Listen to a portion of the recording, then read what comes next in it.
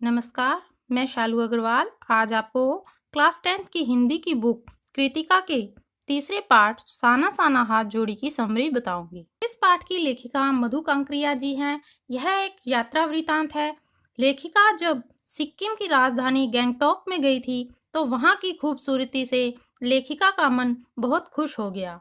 लेखिका ने गैंगटॉक से लेकर कटाव तक की यात्रा की थी। वहां जो भी चीजें लेखिका ने देखी, सुनी, समझी, महसूस की, वही लेखिका ने इस पाठ में बताई है। तो पाठ शुरू करते हैं। लेखिका जब रात को गैंगटोक शहर देख रही थी तो वह बहुत ही सुंदर दिख रहा था। ये शहर हर समय खूबसूरत ही दिखता था, चाहे सुबह हो, चाहे शाम और चाहे रात। ये शहर हर वक्त खूबसूरत ही लगता था और यहाँ के लोग बहुत ही मेहनती थे। लेखिका को दूर ढलान पर जो आसमान में सितारे दिखाई दे रहे थे वो एक झालर सी बना रहे थे और उन सितारों की झालर से लेखिका बहुत मोहित हो गई और लेखिका के मुंह से एक सुंदर प्रार्थना निकलने लगी जो उन्होंने आज सुबह ही एक नेपाली युवती से सीखी थी, जिसके बोल थे साना साना हाथ जोड़ी गर्दहु प्रार्थना हामरो जीवन तिमरो कोसेली, जिसका अर्थ है कि मैं छोटे छोटे हाथ जोड़कर प्रार्थना करती हूँ कि मेरा सारा जीवन अच्छाइयों को समर्पित हो। लेखिका को यहाँ के लोगों ने ये बताया था कि अगर मौसम साफ हो तो बालकनी से कंचनजंगा की चोटी दिखाई देती है। तो लेखिका की जैसे ही सुबह आंख खुली वो बालकनी में जाकर चोटी देखने लगी, लेकिन मौसम साफ होने के बावजूद चोटी नहीं दिखाई दी क्योंकि हल्के हल्के बादल थे। पर लेखिका को वहां से तरह तरह के फूल दिखाई दिए जिनको देखकर लेखिका खुश हो गई। अब वो यहाँ से 149 किलोमीटर दूर युमथांग यानी घाटियों को देखने के लिए चल पड़ी। तो रास्ते में उनके ड्राइवर जितेन नार्गे उन्हें बताता है कि रास्ते में उन्हें और बहुत तरह के फूल और वादियां देखने को मिलेंगी। तो लेखिका पूछने लगी कि वहां बर्फ देखने को मिलेगी क्या। लेखिका को बर्फ देखने का बहुत शौक था। वहां के लोग बौद्ध धर्म को बहुत मानते हैं, तो उन्हें रास्ते में जगह जगह बौद्ध धर्म के अनुयायियों की लगाई सफेद और रंगीन झंडियां देखने को मिली, जिनको लगाने का कारण लेखिका के ड्राइवर जितेन ने बताया कि सफेद झंडियां किसी बौद्ध धर्म को मानने वाले की जब मृत्यु हो जाती है तब लगाई जाती है, उसकी आत्मा की शांति के लिए। पर ये शहर से दूर लगाई जाती हैं और रंगीन झंडियां किसी नए काम की शुरुआत करने पर लगाई जाती है। फिर लेखिका ने वो जगह देखी जहां हिंदी फिल्म गाइड की शूटिंग हुई थी। उस जगह का नाम कवि लोंगस्टांग था। फिर लेखिका ने एक स्मारक पत्थर देखा जो कि लेप्चा और भूटिया जातियों का शांति वार्ता स्मारक था। फिर आगे बढ़ते हुए लेखिका ने एक कुटिया के अंदर एक घूमता चक्कर देखा। तो पूछने पर पता चला कि ये प्रेयर व्हील है जिसको घुमाने से सारे पाप धुल जाते हैं। तो लेखिका को बड़ी हैरानी हुई। आगे लेखिका जैसे जैसे ऊपर की ओर जा रही थी तो नीचे के लोग छोटे छोटे दिखाई देने लगे, घर भी छोटे छोटे दिखाई देने लगे और हिमालय और बड़ा दिखाई देने लगा। रास्ते छोटे छोटे और घुमावदार होने लगे। बादलों की घटाएं नीचे आती महसूस होने लगी। बीच बीच में कहीं कहीं फूल खिले थे। लेखिका की जीप कच्चे पक्के रास्तों से होते हुए हरियाली वाले रास्तों पर आगे बढ़ रही थी। हिमालय की सुंदरता का सभी यात्रियों पर बहुत असर हुआ। वे मस्त होकर गीत गुनगुनाने लगे, पर लेखिका चुपचाप ये मनमोहक दृश्य देख रही थी। लेखिका जीप की खिड़की से अपना सिर बाहर निकालकर कभी झरने देखती, तो कभी पर्वत देखती, तो कभी तिस्ता नदी को देखती जो कि चांदी की तरह चमक रही थी और सिलीगुड़ी से लगातार उनकी जीप के साथ साथ चल रही थी।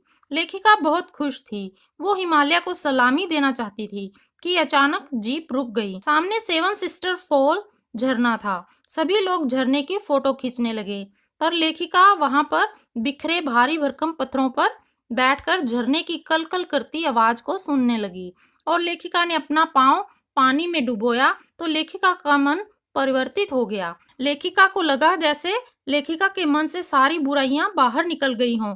इस प्रकार लेखिका को फील होने लगा। सत्य और सौंदर्य की अनुभूति से लेखिका भावुक हो गई। फिर सब आगे बढ़े तो रास्ते में बड़े ही मनमोहक दृश्य देखने को मिले। कहीं हिमालय की शोभा हरी, कहीं हल्की पीली और कहीं पथरीली दिखाई दे रही थी और कभी इन सब पर बादलों की छाया सी हो जाती। धीरे धीरे बादलों की और धुंध की छाया हटने लगी तो पहाड़ अपने श्रेष्ठतम रूप में सामने आने लगे। थोड़ी देर के लिए जीप रुकवा दी गई। प्रकृति के मनोहारी दृश्य को देखते हुए लेखिका को अपना अस्तित्व बहुत ही छोटा लगने लगा। लेखिका को लगा यही प्राकृतिक सौंदर्य ही जीवन का असली आनंद है। लेखिका को लगा कि वो ईश्वर के निकट है और इसी आंतरिक आनंद को महसूस करते हुए वह फिर से वो प्रार्थना गुनगुनाने लगी, साना साना हाथ जोड़ी। इसी आंतरिक आनंद में खोई लेखिका को अचानक पहाड़ी औरतें दिखाई दी, जो कि हथौड़े से पत्थरों को तोड़ तोड़कर रास्ता बनाने का काम कर रही थी। कई औरतों की पीठ पर बच्चे भी थे, तो लेखिका भावुक हो गई। तभी लेखिका को पलामू और गुमला के जंगलों में काम करती औरतें याद आ गई, जो इसी तरह बच्चों को पीठ पर बांधकर काम कर रही थी। लेखिका सोचने लगी कि इन पहाड़ी लोगों का काम बहुत खतरनाक होता है और उसके बदले में इनको बहुत कम दिया जाता है। लेखिका का मन द्रवित हो गया। तभी लेखिका की सहयात्री मनी और जितेन वहां पर आ गए और लेखिका को आगे चलने के लिए कहने लगे। फिर आगे बढ़ने पर लेखिका ने 7-8 साल के स्कूली बच्चों को देखा और जितेन ने बताया कि रोज 3-3.5 किलोमीटर चलकर ये बच्चे स्कूल जाते हैं और शाम को अपनी माँ के साथ घर के कामों में हाथ भी बटाते हैं। जितेन ने ये भी बताया कि वो बच्चे जंगल से लकड़ी भी काट कर लाते हैं, पशु भी चराने जाते हैं, पानी भी भर कर लाते हैं। तो लेखिका को एहसास हुआ कि पहाड़ों पर जीवन बहुत कठिन होता है। लेखिका को महसूस हुआ कि मैदानी इलाकों की तुलना में पहाड़ी इलाकों में भूख, मौत, दीनता और जिंदा रहने को लेकर संघर्ष ज्यादा करना पड़ता है। रास्ते में कई जगह सावधानी पूर्वक चलने के निर्देश लिखे थे, क्योंकि रास्ते बहुत पतले और खतरनाक होते जा रहे थे। थोड़ा आगे चलने पर लेखिका ने बहुत सारे याक देखे। फिर चाय के बागानों में काम करती सुंदर युवतियों को देखा। युमथांग जाने के लिए रात भर लायुंग की बस्ती में रुकना पड़ा। वहां बड़ी शांति थी।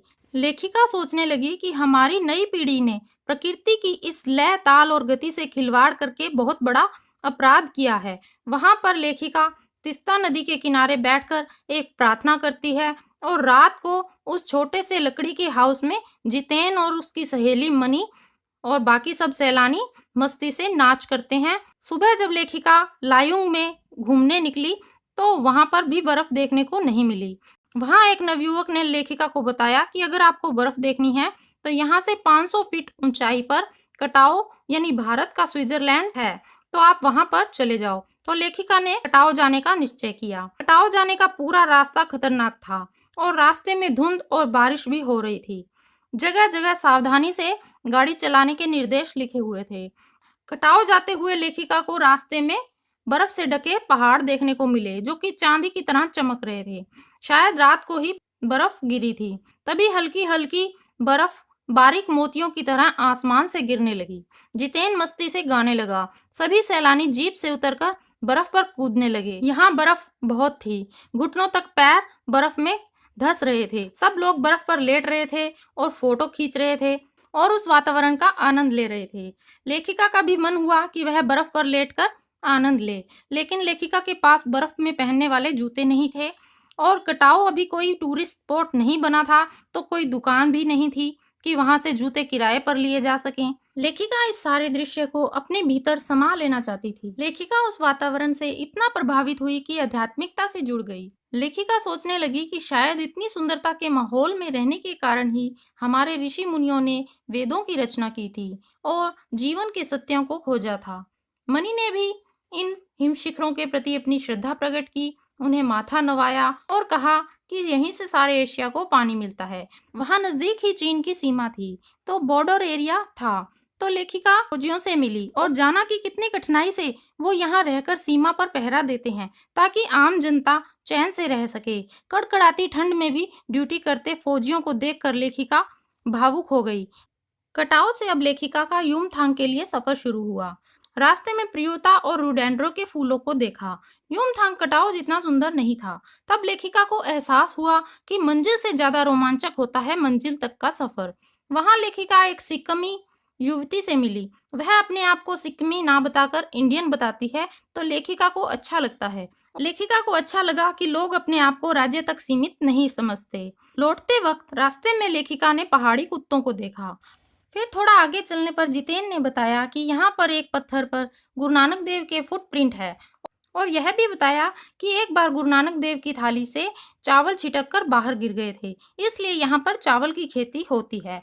फिर आगे खेदुम नाम का एक ऐसा क्षेत्र दिखाया जो कि 1 किलोमीटर तक फैला हुआ था और ये माना जाता था कि यहाँ पर देवी देवताओं का निवास है। और यह भी बताया कि यहाँ जो आदमी गंदगी फैलाता है वो मर जाता है। फिर जितेन ने यह बताया कि यहाँ के लोग नदी, पहाड़ और झरनों की पूजा करते हैं। नार्गे ने बताया कि युमथांग पहले टूरिस्ट स्पॉट नहीं था। भारतीय आर्मी कप्तान शेखर दत्ता के सुझाव पर ही इसे टूरिस्ट स्पॉट बनाया गया और नए नए रास्तों को खोजा गया और आज भी नए रास्तों की खोज जारी है।